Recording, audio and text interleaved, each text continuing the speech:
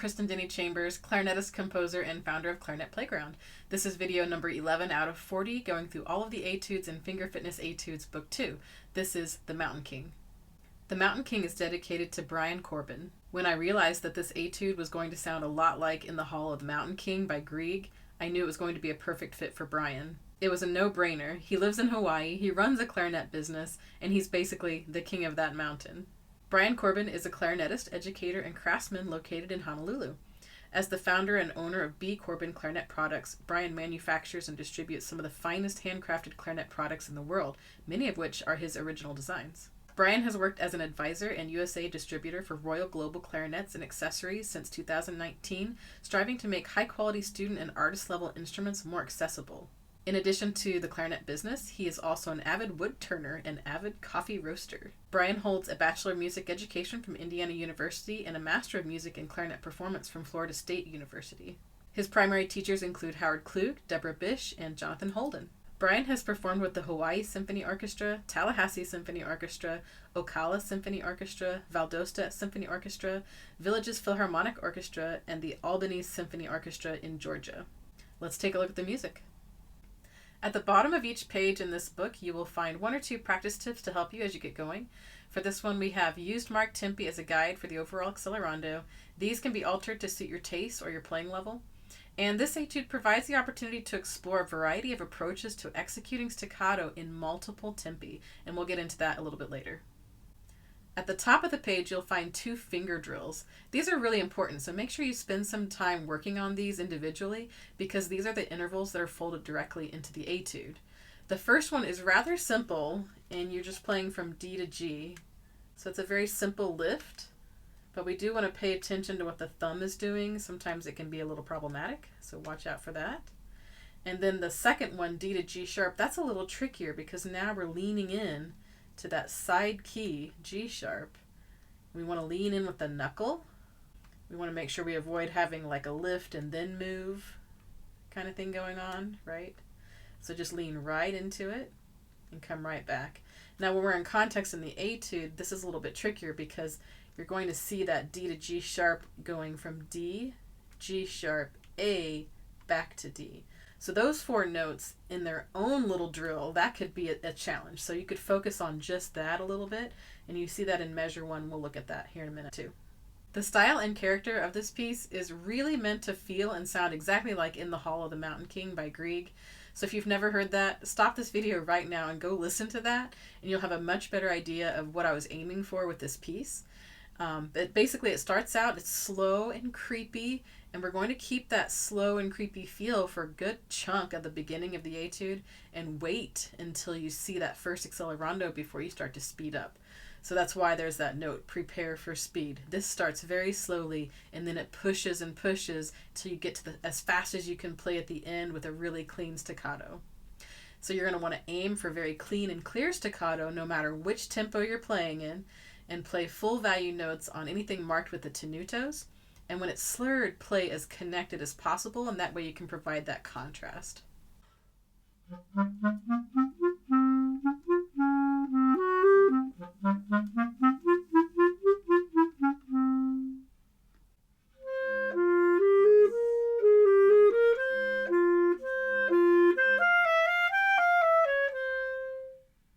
Most of the rhythms are very fundamental in this etude. You'll see lots of 16th notes, so when you see those, work to play very evenly, use your metronome.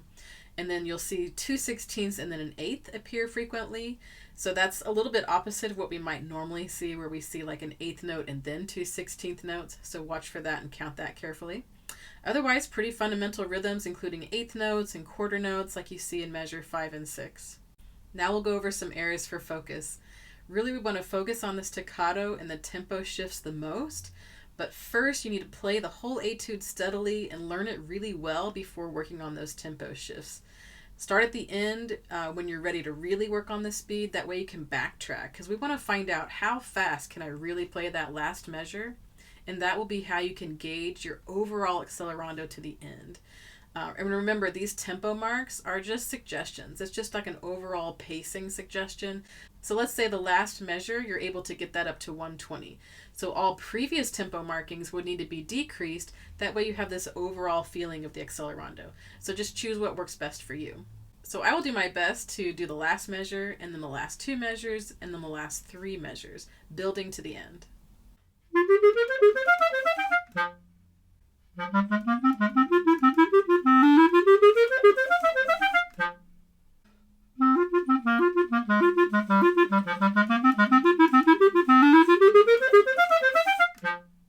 Finally, I'll encourage you to experiment with different kinds of staccato approaches based on your tempo and the different sections of the music. So I have kind of 3 different approaches to staccato. I have something I call the open staccato, where I kind of end the sound with my air rather than my tongue.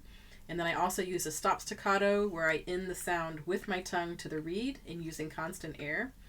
And then finally, I have a really quick rebound staccato, where it's just like you're only paying attention to the front of the note because it's going so quickly that there's not really a start stop. There's not time for that. So it's just a very quick rebound staccato. If you'd like to learn a little bit more about these 3 different approaches that I use, I have these tips on my website at clarinetplayground.com. Look under practice tips and then articulation, and you'll see a little bit more detailed explanation about these. Now I'll go through some ideas that I use when I'm practicing staccato, especially when it comes to staccato and moving notes. When we play staccato on a repeated note, it's a little bit easier to execute, and then when suddenly we have to play a scale in staccato, it's a lot more difficult. And there's a reason for that, because now your fingers are involved and not just the tongue. So a few things that I try are tonguing doubles. So it's where I would literally tongue twice for every note, just a chance to articulate a little bit more, give my brain a little bit more time to think about where my fingers are going next.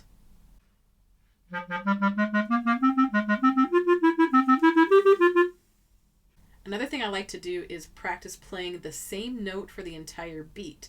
So for this example, if we just look at that second to last measure, all of the parts that are articulated, I would play 4 low Gs for beat 1, 4 Ds for beat 2, 4 F sharps for beat 3, and then just 1 G on beat 4, because that's the end of the staccato passage.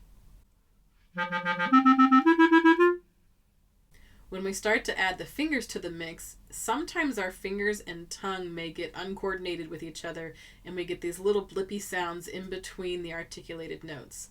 So if you'll practice where you play and then move your fingers, play and then move your fingers, all while you have your tongue on the reed and you're blowing, you're going to train your fingers to move ahead and never be behind.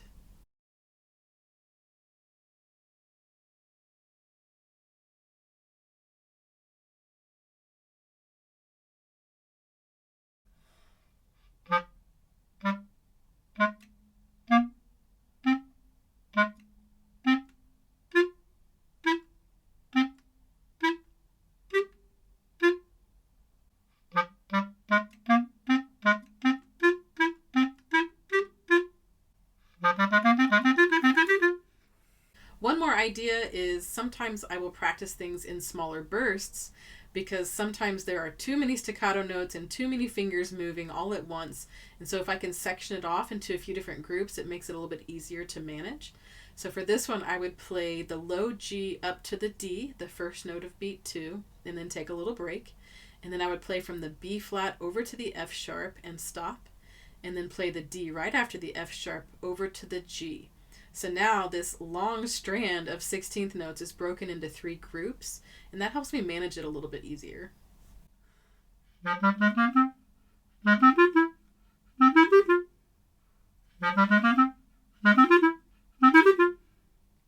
Because this etude has a lot of repetition, the dynamics are going to be very important.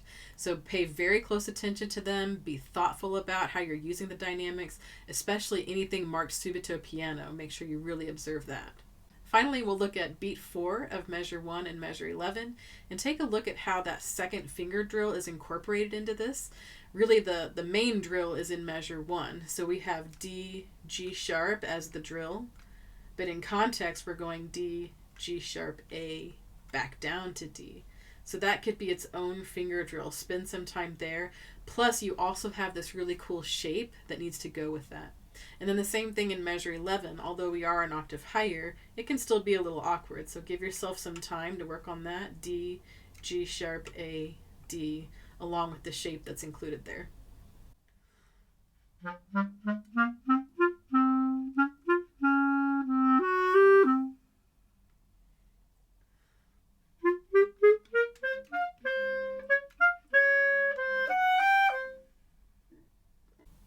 For anyone with a low C instrument, there is a low C version of this etude. Turn to page 53 and you'll be able to take a look at that one. I generally say learn the original first as a rule, and the low C material is kind of scattered throughout the entire etude, so it's got a nice little variety in there. And now just a few final thoughts. Simply put, this is an articulation challenge combined with pacing a very long accelerando. Take your time to learn it slowly and very steady at first, and listen for consistent articulation and how you might change your approach based on each section. Observe the dynamics closely to add interest and excitement because there is a lot of repetition. Finally, just go for it and have fun. To listen to a beautiful recording of this etude and all other etudes from this book, head over to my website, clarinetplayground.com. Trevor Stewart has recorded all 40 etudes beautifully, and they are available for purchase there on my website. Feel free to join us in the Clarinet Playground group on Facebook where we play and post for each other. And head over to my website at clarinetplayground.com for more fun music and books. Thank you so much.